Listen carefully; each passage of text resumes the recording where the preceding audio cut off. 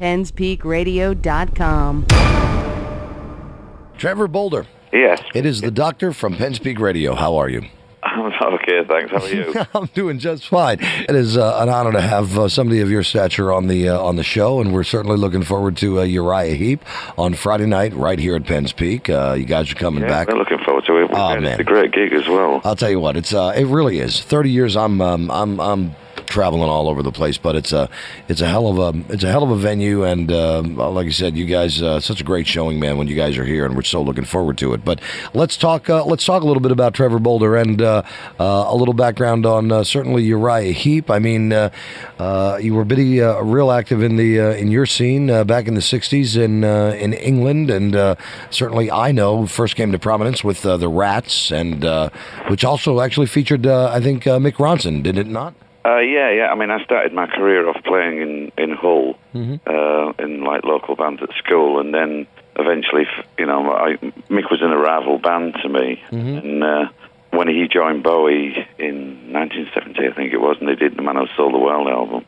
They went down to London, did that, him and Woody, and then they came back to Hull to form a band, and then Mick immediately came and asked me if I'd play bass with him and Woody, and from there on we went back down to London, and the rest is sort of history, really, with Bowie, doing Hunky Dory and Ziggy and all that stuff. Absolutely. Spiders from Mars. Remember it well. I mean, good stuff. And but you're electrifying on the bass. I mean, you're absolutely incredible. You're doing it a long time. I mean, flawless, and so looking forward to it. But the whole experience with Uriah Heep. I mean, you guys certainly laid down a lot of albums from '77, starting out with I believe it was Firefly.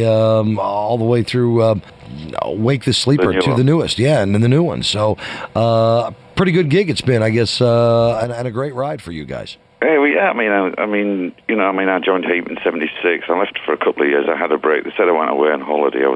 I played with Wishbone Ash for a couple of years. But I mean, to keep playing and doing what we're doing, you wouldn't think that when you were younger. You'd think you sort of like finished by the time you were 35, something like that. But I'm 61 now, and I'm still out there doing it, still rocking it, and still enjoying it.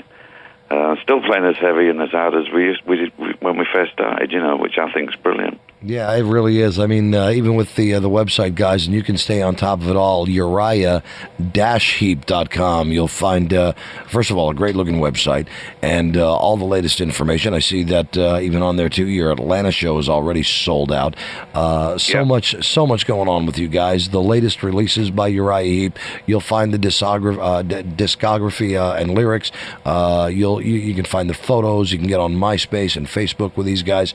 A little bit on the Heep gig history, which I found interesting off the website with the history behind Uriah Heep. I mean, it's everything starting at the Marquee Club, and I had the pleasure to talk to a lot of people in 30 years that have been on various radio stations that I've worked for, and somebody who I'm sure you know and played with, had a great time with Jethro Tull, Ian Anderson of Jethro Tull, and he talked highly of the Marquee Club, and I like the guys that we talked to that started out in London.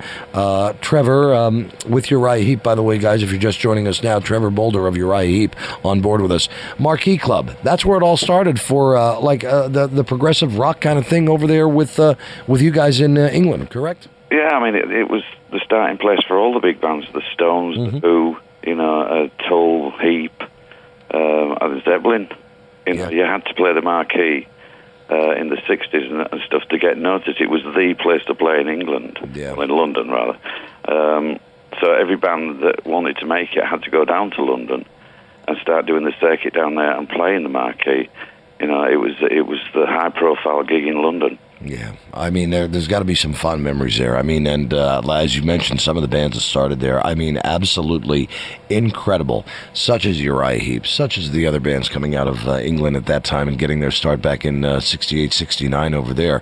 Had to be that'll be a hell of a place. You guys certainly made your mark, not only there, but all these years later. And we're certainly happy that you're still kicking ass on stage, man. That's all I can tell you, Trevor. I'm looking forward. We are as well. I'm looking forward to Friday, man. I don't know. I'm approaching that age group you're in, but I can still belt back a couple of Jack Daniel's shots and have a cigarette or two and rock out with Uriah Heep. So I'm there. Yeah. Well, we get a lot of older people come to the shows. We get a lot of young people come as well, and they're all up there giving it. They're all the same as us, they're out there enjoying themselves and rocking and rolling and stuff.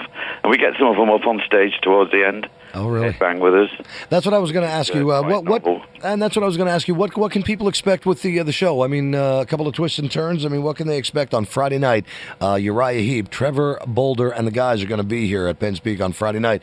A little bit on maybe what they can expect. Well, we're going to do some of the older stuff and a lot of the new songs and that. The show's nearly 2 hours long, and towards the end of the set, as I say, we come on for the first encore and play a song called Free and Easy, and we get somewhere about half a dozen to 10 people up on stage to headbang with us. We get a variety of people from old to young, and they all have fun doing this with us, and I think it's quite novel to do that. I don't think there's many bands actually get their fans up on stage, Yeah, exactly.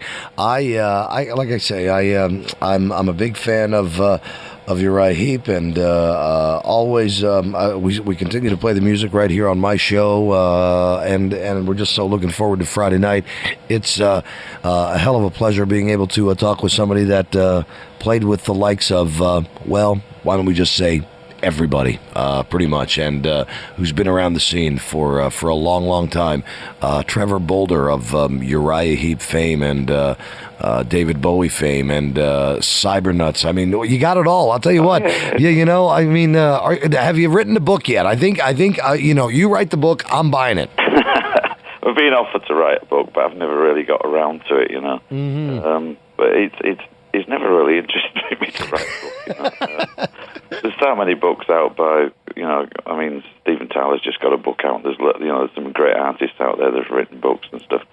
I don't think I've got the time all right, or the energy. We're always out on the road, we're always doing something. And I'm only kidding you there, because I would be first in line, like I said, for the book signing and to buy it, because I'll tell you what, absolutely electrifying, absolutely incredible player, singer, songwriter, doing it all. Uriah Heep, Trevor Boulder, right here at Penn's Peak on Friday night, and we are so looking forward to the show. We wish you all a safe trip getting here, and thank you so much for spending a little bit of time with us on the show. Oh, you're welcome. We'll see you all on Friday. That sounds absolutely awesome. Trevor Boulder, thank you so very much. Safe trip, and the best in the future to you.